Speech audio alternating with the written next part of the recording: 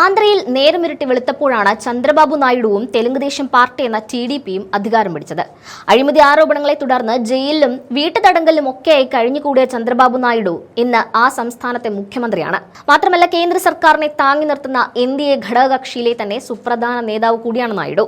2024 ആന്ധ്ര നിയമസഭാ തെരഞ്ഞെടുപ്പിലാണ് രാജ്യത്തെ ഒന്നാകെ ഞെട്ടിച്ച് TDP വമ്പൻ കുതിപ്പ് നടത്തിയത്. ആകെയുള്ള 175 സീറ്റിൽ 164 എണ്ണം അവർ നയിച്ച NDA ജയിച്ചു. പിന്നാലെ നടന്ന ലോക്സഭാ തെരഞ്ഞെടുപ്പിൽ 25-ൽ 21 സീറ്റും NDA തൂത്തുവാരി. വെറുതെ അവിടെ NDA ജയിച്ചതല്ല, വലിയ അട്ടിമറി നടന്നുവെന്ന് വെളിപ്പെടുത്തുകയാണ് സാമ്പത്തിക വിദഗ്ധനും കേന്ദ്രമന്ത്രി നിർമ്മലാ സീതാരാമന്റെ ഭർത്താവുമായ പരകാല പ്രഭാകർ. വൈകുന്നേരം 5 മണിക്ക് പോളിംഗ് അവസാനിപ്പിക്കണമെന്നാണ് ചട്ടം. എന്നാൽ ആന്ധ്രയിൽ കളി മാറി. വോട്ടിംഗ് ദിവസം പോളിംഗ് അവസാനിച്ചത് പിറ്റേന്ന് വെളുപ്പിന് 2 മണിക്ക്. അർദ്ധരാത്രിക്കും വെളുപ്പിന് 2 മണിക്കുമിടയിൽ ആകെ പോൾ ചെയ്തത് 17 ലക്ഷം വോട്ടുകൾ. ഇതെങ്ങനെ സംഭവിച്ചുവെന്നാണ് പരകാല ചോദിക്കുന്നത്. 17 ലക്ഷം കള്ളവോട്ടുകൾ തെരഞ്ഞെടുപ്പ് കമ്മീഷന്റെ ഒത്താശയോടെ പോൾ ചെയ്തിട്ടുണ്ട്. മണിക്കൂർ കണക്കിൽ പറഞ്ഞാൽ പകൽ ഒരു ബൂത്തിൽ മണിക്കൂറിൽ 60 വോട്ടുകൾ ചെയ്യപ്പെട്ട സ്ഥാനത്ത് അർദ്ധരാത്രിക്ക് ശേഷം അത് മണിക്കൂറിൽ ഏകദേശം 470 ആയിരുന്നു. ഇത് അസാധ്യമാണെന്ന് പ്രത്യേകം പറയേണ്ട കാര്യമില്ല. അതായത് കണക്ക് കൂട്ടി നോക്കിയാൽ 3 സെക്കൻഡിൽ ഒരു വോട്ട് രേഖപ്പെടുത്തപ്പെട്ട ഈ ഭൂലോകത്തിലെ ഏക രാജ്യമായി ഇന്ത്യ മാറി എന്നാണ് പരകാല ആരോപിക്കുന്നത്.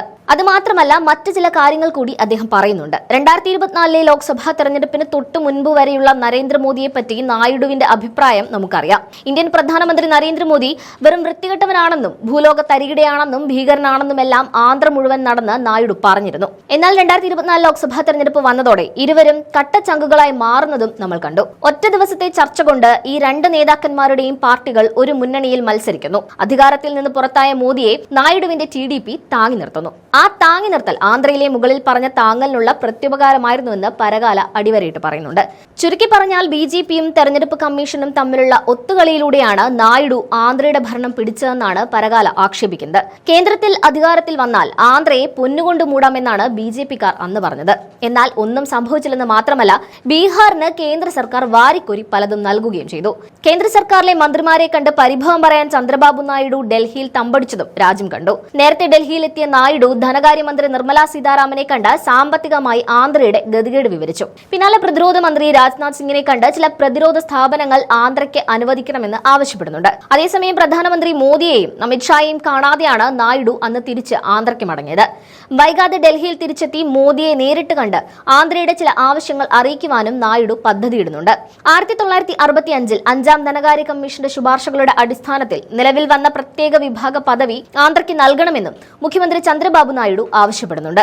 ഭൂമിശാസ്ത്രപരമോ സാമൂഹികമോ സാമ്പത്തികമോ ആയ അടിസ്ഥാനത്തിൽ പിന്നാക്കം നിൽക്കുന്ന സംസ്ഥാനങ്ങളെ മറ്റ് വികസിത ഇന്ത്യൻ സംസ്ഥാനങ്ങൾക്ക് തുല്യമായി അവരുടെ സ്ഥാനം മെച്ചപ്പെടുത്താൻ സഹായിക്കുക എന്നതാണ് ഇതിന്റെ ഉദ്ദേശം. നേരത്തെ ജമ്മു ആൻഡ് കാശ്മീർ, അസം, നാഗാലാൻഡ് എന്നീ സംസ്ഥാനങ്ങൾക്ക് അവരുടെ സാമ്പത്തിക വികസനം ലക്ഷ്യമിട്ട് പ്രത്യേക പദവി നൽകിയിരുന്നു. പിന്നാലെ അരുണാചൽ പ്രദേശ്, ഹിമാചൽ പ്രദേശ്, മണിപ്പൂർ, മേഘാലയ, മിസോറാം, സിക്കിം, ത്രിപുര, ഉത്തരാഖണ്ഡ് എന്നീ സംസ്ഥാനങ്ങൾക്ക് കൂടി പദവി നൽകി. അങ്ങനെ 28 സംസ്ഥാനങ്ങളിൽ 11 സംസ്ഥാനത്തിനും പ്രത്യേക വിഭാഗ പദവിയുണ്ട്. ഏകീകൃത ആന്ധ്രാപ്രദേശിനെ 2 സംസ്ഥാനങ്ങളായി വിഭജിച്ച ആന്ധ്രാപ്രദേശ് പുനഃസംഘടനയ്ക്ക് തൊട്ടു പിന്നാലെ ആന്ധ്രാപ്രദേശ് സംസ്ഥാനത്ത് 5 വർഷത്തേക്ക് പ്രത്യേക പദവി നൽകാമെന്ന് അന്നത്തെ പ്രധാനമന്ത്രി മൻമോഹൻ സിംഗ് രാജ്യസഭയിൽ നടന്ന ഒരു ചർച്ചയിൽ പറഞ്ഞിരുന്നു.